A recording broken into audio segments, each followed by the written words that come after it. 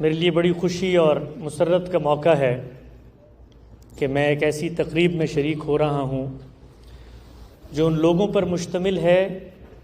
کہ جو اپنی خوشی اور مسرت کے موقع پہ اللہ تعالیٰ اور اس کے دین کو یاد رکھتے ہیں،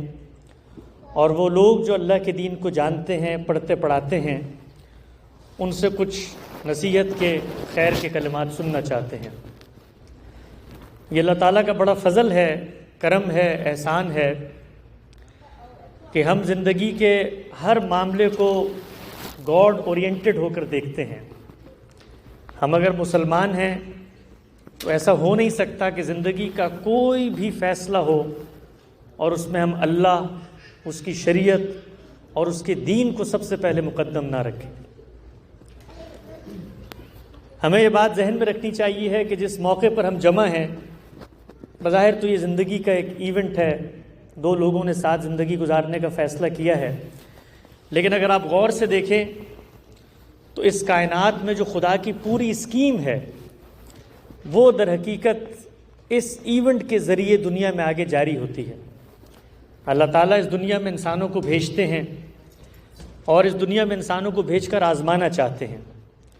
اور یہ آزمائش 50 60 70 سال کی ابتدائی زندگی میں دنیا میں گزرتی ہے، اور پھر اس کے بعد اللہ اور اس کا پیغمبر ہمیں یہ بتاتے ہیں کہ ہم سب نے اس کی طرف لوٹ کے جانا ہے، اور جس امتحان میں ہمیں بھیجا گیا ہے اس میں کامیابی کے نتیجے پر جنت کی ابدی شہریت کے ہم مستحق ہو جائیں گے۔ اس لحاظ سے دیکھیے تو اللہ تعالیٰ دنیا میں جو انسانوں کو بھیجنے کا ایک پورا اسکیم اور ورلڈ ویو رکھتا ہے، اس کا آغاز اسی شادی کے ادارے سے ہوتا ہے۔ ہمارا دین اسلام ہے، اور ہمارے دین کا مقصد تزکیہ ہے، پاکیزگی، پیوریفیکیشن۔ ہم مسلمان اس وقت کہلاتے ہیں کہ جب زندگی کے ہر معاملے میں اپنے آپ کو پیوریفائی کریں۔ یہی پیوریفیکیشن ہے جو ہمارے بدن میں ہوتی ہے، یہی پیوریفیکیشن ہے جو ہمارے کھانے پینے میں ہوتی ہے، اور یہی پیوریفیکیشن ہے جو ہمارے اخلاق میں ہوتی ہے۔ تو میں دین کے ایک چھوٹے سے طالب علم کی حیثیت سے چند چیزیں چاہوں گا کہ اس موقع پر بیان کروں، اور اس کے ساتھ ساتھ ایک شادی شدہ مرد کی حیثیت سے بھی سوچوں گا کہ بہت ساری نصیحتیں جو اس موقع پر کرنی چاہیے ہیں، اور ہر شادی شدہ انسان کو اس کا اندازہ ہوتا ہے جس وقت اس کی شادی کو 10-15 سال گزر جاتے ہیں کہ کاش اس موقع پہ کچھ اچھی نصیحتیں ہو جاتی تو ہم دونوں اس کو اپنا کر ان جھگڑے جھمیلوں سے بچ جاتے ہیں۔ تو دیکھیے، زندگی جو ہے وہ اللہ تعالیٰ یہ کہتے ہیں کہ کچھ ٹھیک اصولوں پر بنائی گئی ہے۔ ہم لوگ زندگی میں اللہ کے اس امتحان میں اس وقت تک کامیاب نہیں ہو سکتے جس وقت تک ہم اخلاقیات پہ نہ کھڑے ہوں۔ اخلاقیات کس چیز کا نام ہے؟ اخلاقیات نام ہے ادائے حقوق کا، جس کا جو حق ہے وہ ادا کیا جائے۔ ہم انسان دنیا میں جب نکلتے ہیں تو ہمیں پتہ ہوتا ہے کہ اگر ہم نے کسی کا حق نہیں دیا تو معاشرہ بھی ہم سے پوچھے گا اور قانون بھی ہم سے پوچھے گا۔ صرف ایک واحد جگہ ہے انسان کا گھر جہاں پر اس کے دل سے یہ خوف اٹھ جاتا ہے، اور سب سے زیادہ اخلاقیات کی حق تلفی وہ گھروں میں ہوتی ہے، اس لیے کہ ہمیں پتہ ہوتا ہے کہ یہاں ہمیں کوئی نہیں دیکھ رہا، یہاں ہمیں کوئی پوچھنے والا نہیں ہے، یہاں کوئی ہمیں جج نہیں کرے گا، کسی کی نظر ہم پہ نہیں ہوگی۔ ہماری زندگی کا سب سے بڑا امتحان ہے تو ہمارے گھروں کے اندر ہے۔ وہ کسی بڑے بزرگ نے اپنے مختلف شاگردوں کو بٹھا کر ان سے پوچھا کہ یہ بتاؤ کہ اللہ کے پیغمبر پر سب سے پہلے کون ایمان لایا تھا؟ تو شاگردوں نے کہا استاد سے کہ آپ ہی بتائیے کون ایمان لایا تھا؟ تو انہوں نے کہا کہ سب سے پہلے اللہ کے پیغمبر پر جو ایمان لائے وہ ان کی اہلیہ تھی، خدیجہ، اور اس کے بعد کون ایمان لایا؟ اس کے بعد ان کے دوست سیدنا ابوبکر ایمان لائے، اور اس کے بعد کون ایمان لائے؟ تو کہا اس کے بعد آپ کے خادم، آپ کے غلام زید ایمان لائے۔ تو انہوں نے پوچھا تمہیں پتہ ہے کہ یہ 3 لوگ کیوں سب سے پہلے ایمان لائے؟ ان میں سب سے پہلی بیوی ہے جو راز و نیاز کی امین، سفر و حضر کی ساتھی، جو شوہر کے ہر اندر و باہر کو جانتی ہے۔ اس کے بعد دوست، جس کے ساتھ بے تکلفی کے سارے معاملات ہوتے ہیں، اس کو پتہ ہے کہ یہ اندر کیا ہے اور باہر کیا ہے، اور اس کے بعد وہ ملازم، وہ غلام کہ جس کے آگے کوئی پردہ، کوئی حجاب نہیں ہوتا، ان تینوں نے سب سے پہلے ایمان لانے کا فیصلہ کیا، اس لیے کہ وہ یہ جانتے تھے کہ یہ شخص جو بات کر رہا ہے یہ شخص اس سے مختلف باہر بات نہیں کرتا، جو اندر ہے وہی باہر ہے۔ تو اللہ کے پیغمبر نے بھی ہمیں بتایا ہے کہ تمہارا سب سے بڑا امتحان اس دنیا میں یہی ہے کہ اپنے گھر والوں کے ساتھ حسن سلوک کرو، اپنے گھر والوں کے ساتھ نیکی، خیر، خوبی، تحمل، بردباری کا معاملہ کرو، کیونکہ یہی گھر والے ہیں کہ جن کی حق تلفی اللہ کے امتحان میں ہمیں مجرم ٹھہرا سکتی ہے۔ ہمارے ہاں بالعموم مذہبی شخصیت کا یہ تصور ہوتا ہے کہ آپ نے بہت زیادہ حج کر لیے، آپ نے عمرے کر لیے، آپ بہت زکوٰۃ خیرات کرتے ہیں، وہ بھی دین کے تقاضے ہیں اور وہ بھی اسی تعلق سے پیدا ہوتے ہیں کہ میں نے اللہ تعالیٰ کے ساتھ اپنے ریلیشن کا اظہار کرنا ہے، لیکن جو سب سے زیادہ چیز نگلیکٹ ہوتی ہے وہ ہمارے یہ گھروں کے معاملات ہیں۔ تو میں اپنے اس بھائی کو جو ایک نئی زندگی شروع کرنے جا رہا ہے، اللہ کی یہ ہدایت اسی تنبیہ کے ساتھ بتانا چاہتا ہوں کہ اس چیز کو غور و فکر میں رکھیے گا کہ یہ عارضی دنیا ہے جس میں ہم جی رہے ہیں، ہم سب نے یہاں سے لوٹ کے اپنے اللہ کے حضور جانا ہے، اور جب ہم وہاں پر جائیں گے تو سب سے پہلا سوال جو ہم سے ہوگا وہ ہمارے گھر والوں کے بارے میں ہوگا۔ وہ ہم سے پوچھا جائے گا کہ جب کبھی کوئی تمہاری بات نہیں سنتا تھا تو تم چیختے تھے غصے میں، تم آپے سے باہر ہو جاتے تھے، تم برا بھلا تو نہیں کہتے تھے، اس کو ٹونٹ تو نہیں کرتے تھے، کسی لحاظ سے مینٹل ٹارچر نہیں کرتے تھے۔ اسی طریقے سے تمہیں اللہ نے خاندان کا سربراہ بنایا تھا، تمہیں ایک ذمہ داری دی تھی، وہ منصب ذمہ داری کے ساتھ متعلق تھا، تم نے اپنی اس ذمہ داری کا غلط استعمال تو نہیں کیا۔ ہم لوگ اگر اپنے ارد گرد، اپنے گھروں پہ، اپنی معاشرت پہ نظر دوڑائیں تو آپ کو یہ جان کر افسوس ہوگا کہ یہی وہ امتحان ہے کہ جس میں بڑے سے بڑے مذہبی لوگ بھی ناکام ہو جاتے ہیں۔ تو پہلی نصیحت اور پہلی نیکی کی بات جو میں یہاں پر آپ سب کو کہنا چاہتا ہوں، وہ لوگ جن کی شادیاں ہو چکی ہیں، عمر برس گزر چکے ہیں، ان کے لیے بھی اس میں سوچنے کا مقام ہے کہ ہم لوگ بھی آگے بڑھ کے اس چیز کا جائزہ لیں کہ اللہ کا جو امتحان ہے وہ گھروں سے شروع ہوتا ہے، اور گھروں پہ ہمارے معاملات ہماری بیگمات کے ساتھ کیسے ہیں۔ چند اور چیزیں بھی مختصراً یہاں پہ میں عرض کر دوں۔ جس رشتے میں آپ بندھنے کے لیے جا رہے ہیں، یہ ایسا نہیں ہے کہ کسی روبوٹ کو آپ گھر پہ لے کر آ رہے ہیں، ایک زندہ جیتی جاگتی شخصیت ہے، اس شخصیت کی اپنی کچھ چوائسز ہیں، اس شخصیت کے اپنے کچھ ہابیز ہیں، اس شخصیت کے اپنے کچھ رجحانات ہیں۔ کامیاب ازدواجی زندگی کا اگر کوئی نسخہ ہے جو ہم نے اپنے بزرگوں سے سنا اور اعلیٰ درجے کی شخصیات نے اپنے اسوہ سے لوگوں تک پہنچایا، تو وہ صرف یہی تھا کہ کبھی کسی کی شخصیت کو تبدیل کرنے کی کوشش نہ کریں، اس کی شخصیت کے حسن کو دریافت کریں، اس کی شخصیت کی انفرادیت کو پہچانیں، اور کانفلکٹ کی صورت میں اس کے ساتھ جینے کا قرینہ پیدا کریں، اور یہ سوچیں کہ بہت سارے معاملات قانونی مطالبات سے نہیں پورے ہوتے، بہت سارے معاملات دھونس اور زبردستی سے نہیں منوائے جاتے، بہت ساری باتیں محض محبت کے دو کلمات کہہ کے پوری ہو جاتی ہیں۔ تو ہمارے ہاں بالعموم شوہروں کا یہ المیہ ہے کہ وہ اپنے اس منصب اور اپنی اس ذمہ داری کو قانون کی بنیاد پر منوانا چاہتے ہیں۔ یہ رشتے قوانین کی بنیاد پہ نہیں چلتے، یہ محبت کے دھاگوں میں بندھے ہوئے رشتے ہوتے ہیں۔ اس میں احترام اور ایک دوسرے کو آگے لے کے بڑھنے کا جذبہ ہوتا ہے جو اس رشتے کو مضبوط بناتا ہے۔ تو ہمارے یہاں بالعموم ہم یہ دیکھتے ہیں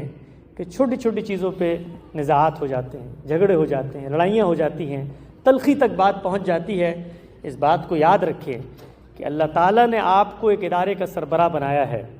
اس ادارے کو چلانا، اس کو سنبھالنا آپ کی ذمہ داری ہے۔ یہ آپ کا ٹیلنٹ ہے کہ آپ کیسے کانفلکٹ کو ریزالو کرتے ہیں، اور یہ آپ کا ٹیلنٹ ہے کہ ایک دوسری شخصیت جو اپنا گھر چھوڑ کے آپ کے پاس آ رہی ہے کیسے اس کو پیمپر کرتے ہیں،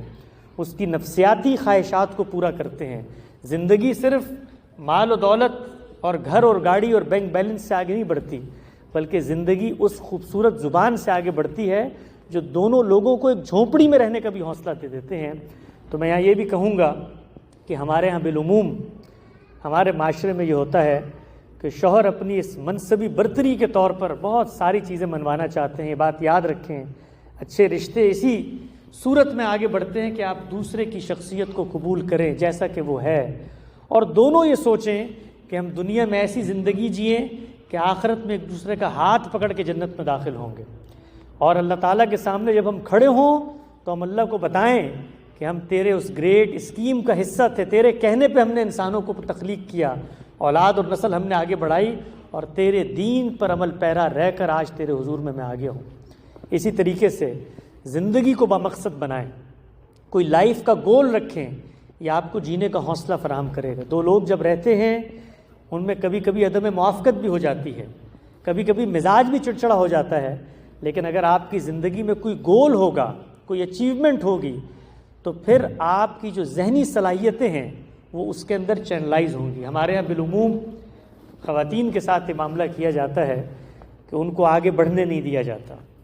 آپ کی پرائیورٹیز ہوتی ہیں اور وہ بیچاری کمپرومائز کرتی ہیں، تو ہمیں کوشش یہ کرنی چاہیے کہ ان کی لائف اورینٹیشن کو بھی سمجھیں، ان کی مینٹل ہیلتھ اور ان کی سیلف گروتھ کو بھی پہچانیں اور ان کو آگے لے کے بڑھنے کی کوشش کریں، اس لیے کہ وہ آگے بڑھیں گی تو آپ آگے بڑھیں گے، آپ کا خاندان آگے بڑھے گا، اور گھر کو وہ سکون میسر آئے گا کہ جس سے آپ کو وہ آسودگی حاصل ہوگی جو کسی اور چیز سے دنیا میں نہیں حاصل ہو سکتی. ہمارا دین ہمیں اس چیز کی تعلیم دیتا ہے کہ زندگی کے ہر موڑ پر آخرت کی انجام دہی اور موت کے خوف کو جیتے ہوئے ہم گزاریں، ہماری زبان سے کبھی کوئی ایسا کلمہ نہ نکلے. تو اس شادی کے موقع پہ ہمیں عہد کرنا چاہیے ہے کہ اگر ہمیں کسی کی بیٹی کو گھر پہ لے کر آ رہے ہیں تو یہ احساس شاید ہمیں ابھی نہیں ہوتا، جب ہماری اپنی بچیاں ہوں گی تب ہمیں احساس ہوگا.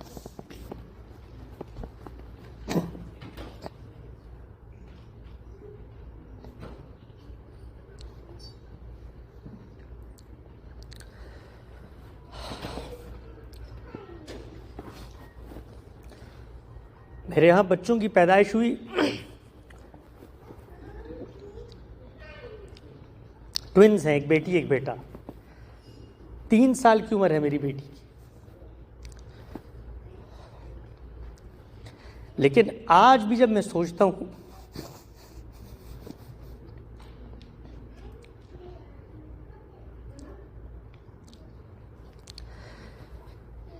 کہ اس بچی کو مجھے گھر سے رخصت کرنا پڑے گا تو میرا کلیجہ منہ کو آتا ہے. تو آپ سوچیں کہ وہ والدین جنہوں نے اتنے نازوں سے بچوں کو پالا ہوتا ہے، ان بچیوں کو پالا ہوتا ہے، وہ اپنی بچیوں کو آپ کے ہاتھ میں دے دیتے ہیں. تو یہ بڑی ذمہ داری کا مقام ہے، بڑی توجہ کا مقام ہے. ہم مرد حضرات اس چیز کو بھول جاتے ہیں بالعموم، اور زندگی کے چھوٹے چھوٹے معاملات میں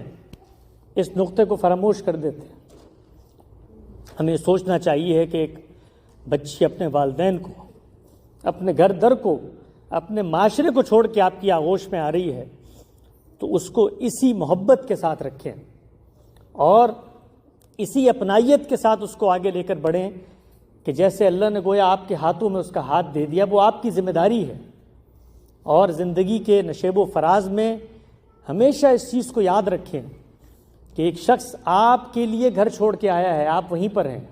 وہ آپ کے لیے اپنا گھر چھوڑ کے آیا ہے، اپنے ماں باپ کو چھوڑ کر آیا ہے. تو اب آپ نے یہ سارے رشتے اس کے ساتھ اپنانے ہیں اور زندگی کے حقائق کو، خدا کے معاملات کو اور آگے اپنی نسل کی بقا کو اسی اندیشے سے لے کر چلنا ہے کہ اللہ تعالیٰ کے حضور جب ہم پیش ہوں تو ہم پورے اعتماد سے اس کو یہ بتا سکیں کہ جس امتحان میں تو نے ہمیں بھیجا تھا اس میں ہم نے اللہ کے دین پر عمل کرتے ہوئے اخلاقیات کے دامن کو اپنے ہاتھ سے کبھی نہیں چھوڑا. آپ زندگی شروع کرنے جا رہے ہیں، میں آخری نصیحت ایک چھوٹے بھائی کی حیثیت سے یہ کروں گا کہ جو سب سے مضبوط تعلق آپ دونوں کو باندھے رکھے گا وہ دین کا تعلق ہے، وہ اللہ کی کتاب کا تعلق ہے. زندگی میں موقع ملے تو ہفتے میں ایک معمول بنائیں کہ مل کے اللہ کی کتاب کو پڑھنا ہے. یہ اللہ کی کتاب آپ کو دین پر قائم رکھنے کا باعث بھی بنے گی اور آپس کی محبت کو بڑھانے کا باعث بھی بنے گی. اسی اپنے پن اور اسی محبت کی چند کلمات کے ساتھ میں اللہ تعالیٰ کے حضور دعا کرتا ہوں کہ اللہ تعالیٰ آپ کے اس رشتے کو کامیاب کرے، اللہ تعالیٰ آپ کے اس رشتے کو اتنا کامیاب کرے کہ روز قیامت آپ لوگ پورے اعتماد کے ساتھ اٹھیں اور آپ کی اولاد اور آپ کے خاندان اور آپ کے ارد گرد اور آپ کے دوست اس چیز کی مثال دیں کہ یہ شخص جو گھر پہ تھا وہی یہ شخص باہر تھا۔ میں اللہ سے دعا کرتا ہوں اللہ تعالیٰ آپ کے رزق میں برکت دے، کشادگی دے۔ خوشیاں اللہ تعالیٰ نے جو زندگی میں پیدا کی ہیں وہ بڑی محدود ہیں، خوشیاں خود پیدا کرنی پڑتی ہیں، تو کوشش کریں کہ زندگی کے اندر خوشیوں کو بڑھائیں اور جو غم کے امکانات دنیا پیدا کر رہی ہوتی ہے ان کو ختم کریں۔ میری شادی کو 8 سال ہو گئے، اللہ کا شکر ہے۔ ایک کرینہ اگر آپ مجھ سے پوچھیں کہ جس نے مجھے بالکل مطمئن رکھا ہوا ہے وہ یہ ہے کہ مطالبہ لیس ہو کر زندگی میں جئیں۔ جب آپ کے ایک دوسرے سے مطالبات کی فہرستیں آنا شروع ہو جاتی ہیں تو اس کے بعد کبھی بھی توقعات پوری نہیں ہوتی۔ اور دوسری چیز، کانفلکٹ کے موقع پہ ہمیشہ پیچھے ہٹنا سیکھیں۔ ایک قدم جو آپ پیچھے ہٹتے ہیں وہ آپ کو 100 کلومیٹر آگے لے جاتا ہے۔ تو جب کبھی زندگی میں نزاع ہو اس پہ کمپرومائز کرنا سیکھیں، اس کو مینج کرنا سیکھیں، اس کو بھلا کر آگے بڑھنا سیکھیں۔ یہ زندگی کے رشتے ہیں، ان کے اندر بڑے نشیب و فراز ابھی آپ دیکھیں گے۔ یہ ابھی تو ابتدائی زندگی ہے، جب عملی زندگی میں آئیں گے روز فیصلے کرنے ہیں۔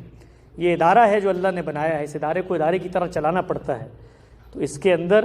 حوصلہ مندی کے ساتھ دوسرے کی شخصیت کا احترام کرتے ہوئے اور اس کو بدلنے کی خواہش کو ختم کر کے آغاز کریں۔ اللہ تعالیٰ انشاءاللہ آپ کے ہر دن کو گھر میں جنت کا گھر بنا دے گا۔ اقول قولی ھذا واستغفر اللہ لی ولکم ولسائر المسلمین۔